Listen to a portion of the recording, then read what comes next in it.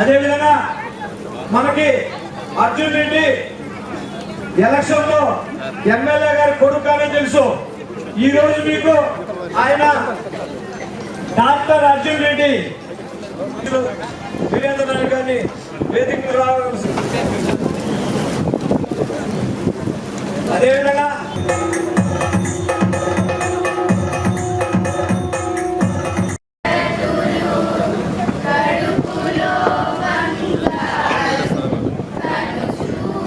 ఈరోజు ఎన్నో రోజుల నుంచి యాక్చువల్గా ఇది ఒక 2 నెలల నుంచి మొదలుపెట్టిన కార్యక్రమం. ఈ రోజుకి అది చేయగలిగాం, పోస్ట్పోన్ చేస్తూ రాగలిగాము. దానికి మొట్టమొదట కోవూరుని క్యాన్సర్ రహిత కోవూరు నియోజకవర్గంగా చేయడానికి ప్రయత్నించే ఆలోచనలో నాతో కలిసి నడిచిన ప్రతి ఒక్కరికి ధన్యవాదాలు తెలుపుకుంటున్నాను. అలాగే ఈరోజు ఈ కార్యక్రమాన్ని ఉద్దేశించి నేను పిలవగానే ఇక్కడికి విచ్చేసిన కలెక్టర్ గారు, అలాగే స్విమ్స్ డైరెక్టర్ గారు, వేదిక మీద ఉన్న తెలుగుదేశం నాయకులు, కార్యకర్తలు, బీజేపీ నాయకులు, కార్యకర్తలు, జన సైనికులు, అదేవిధంగా ఈ కార్యక్రమానికి దీన్ని ప్రజల్లోకి తీసుకెళ్ళి అవగాహన కల్పించగలిగిన మీడియా మిత్రులు, దీన్ని ఊరూరా తిరిగి ప్రతి ఇంటికి ప్రతి గడపకి తిరిగి అవగాహన కల్పించగలిగే ఆశా వర్కర్లు, ఏఎన్ఎంలు, అలాగే ఇక్కడికి విచ్చేసిన ఈ కార్యక్రమానికి విచ్చేసిన డిఎంహెచ్ఓ గారికి అందరికీ నా నమస్కారాలు తెలుపుకుంటున్నాను. నేను కోవూరు నియోజకవర్గ శాసనసభ్యురాలిగా ఎలక్షన్లలో మీ ముందుకి వచ్చినప్పుడు ఎంతో మంది అక్క చెల్లెళ్ళు, అన్నదమ్ముళ్ళు నాతో కలిసి నడిచి నన్ను అత్యంత భారీ మెజార్టీతో గెలిపించడం జరిగింది. దీంట్లో వేమిరెడ్డి ప్రభాకర్ రెడ్డి గారు,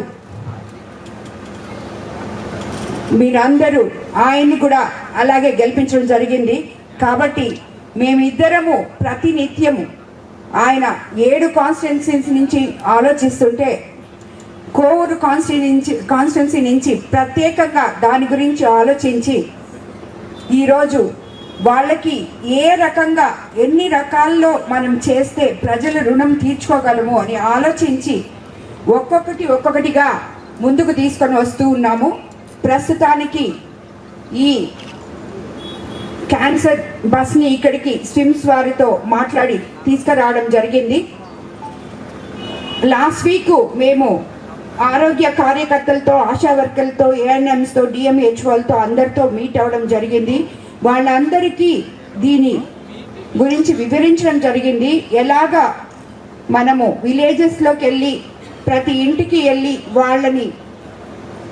వాళ్ళని ప్రోత్సహించి దీంట్లో క్యాన్సర్ టెస్ట్ చేయించుకున్న దానివల్ల మీకేమీ భయం ఉండదు అని చెప్పి అవేర్నెస్ తీసుకొచ్చి వాళ్ళని ఈ బస్ దాకా తీసుకొచ్చి వాళ్ళతో టెస్టులు చేయించండి అని చెప్పి మిమ్మల్ని అందరినీ కోరడం జరిగిందమ్మా. సో మీరందరూ తప్పకుండా దాన్ని నెరవేరుస్తారని కూడా నేను అనుకుంటున్నాను. ఇక్కడికి విచ్చేసిన మహిళలకి, అలాగే పురుషులకి అందరికీ కూడా చెప్తున్నాను, సోదరి మనులకి, మీరందరూ ఎవ్వరూ భయపడకుండా మనకొచ్చిన ఈ అవకాశాన్ని చేజార్చుకోకుండా ప్రతి ఒక్కరు కూడా ఈ ఇందుకూరుపేట మండలంలో ఈ క్యాన్సర్ బస్సు కనీసం ఒక 1 వీక్ ఉంటుంది. ఇదే మాదిరా ఇక్కడి నుంచి అయిపోయిన తర్వాత ప్రతి మండలం 5 మండలాల్లో ఒక్కొక్క వారం ఉండడానికి మనము ప్రయత్నం చేస్తున్నాము. ఎందుకంటే సార్ వాళ్ళు, నేను ఇక్కడే రిక్వెస్ట్ చేస్తున్నాను సార్, మాకు 1 మంత్ ఇచ్చారు, మాకు ఇంకొంచెం, ఎందుకంటే రూరల్ ఏరియాస్ మాకు ఎక్కువ కాబట్టి కొంచెం ప్రతి ఏరియాలో ఇది జరగాలి కాబట్టి ఇంకొంచెం టైం నేను ఎక్స్టెన్షన్ కూడా మిమ్మల్ని అడుగుతున్నాను. అదేవిధంగా అంత దూరం నుంచి స్విమ్స్ నుంచి వచ్చిన డాక్టర్స్ మాకు ఇక్కడ చాలా బాగా సపోర్ట్ చేస్తారని చెప్పి నేను ఎక్స్పెక్ట్ చేస్తున్నాను. ఎందుకంటే వాళ్ళతో నాకు గతంలో నేను బోర్డు మెంబర్గా ఉన్నప్పుడు కూడా నేను స్విమ్స్లో ఒక డైరెక్టర్గా కూడా ఉన్నాను. అప్పుడు ఫస్ట్ టైం నేను బోర్డు మెంబర్ అయినప్పుడు. సో వాళ్ళందరూ చాలా బాగా వర్క్ చేస్తారు. కాబట్టి మనము మన కాన్స్టిట్యున్సీకి వచ్చిన ఈ అవకాశాన్ని తప్పకుండా సద్వినియోగం చేసుకోవాలని మన లోకల్ డిఎంఓహెచ్ఓ గారు, అలాగే ఆశా వర్కర్లు, ఏఎన్ఎంలు వాళ్ళు కూడా ప్రతి మండలంలో దీన్ని సద్వినియోగపరచుకోవాలని అందరికి, అంటే ఒక దగ్గర 2 దగ్గరలో పెట్టి అక్కడి నుంచి మనము వాళ్ళని పేషెంట్స్ని ఇక్కడికి తీసుకొని వచ్చి ఆ ప్లేస్కి తీసుకొని వచ్చి మీరు చేయించగలగాలి. అండ్ వాళ్ళకి ధైర్యం చెప్పాలి. ఫస్ట్ ఏ సిమ్టమ్స్ ఉంటే వచ్చి టెస్ట్ చేయించుకోబడలేదమ్మా, మామూలుగా ఉన్నవాళ్ళు వచ్చి చేయించుకోండి. ఎందుకంటే మామూలుగా ఉన్న వాళ్ళు చేయించుకుంటే అది మీకు ఏమన్నా అలాంటిది ఉంటే అర్లీగా కనుక కనుక్కుంటే మనం ఉచితంగా దానికి వైద్యం చేయించవచ్చు. అండ్ తొందరగా అది మనకి ఎక్కడ పాకకుండా తగ్గిపోతుంది. లేనోళ్ళు ఇంకా హ్యాపీగా ఉండొచ్చు, మనకేం లేదు, మనం హెల్తీగా ఉన్నాము అని చెప్పి. దీనివల్ల ఎవరికి కూడా నష్టం లేదు.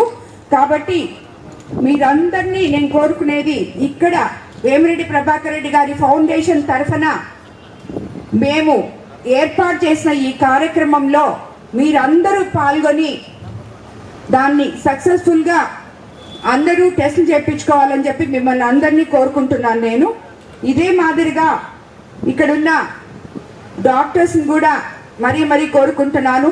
వాళ్ళకి ఇది కొత్త కాబట్టి వాళ్ళకి కొంచెం చిన్నగా అర్థం కాని వాళ్ళకి ఎక్స్ప్లెయిన్ చేసి అవగాహన కల్పించి చెప్పి వాళ్ళని చేయాలని చెప్పి కూడా చెప్తున్నాను.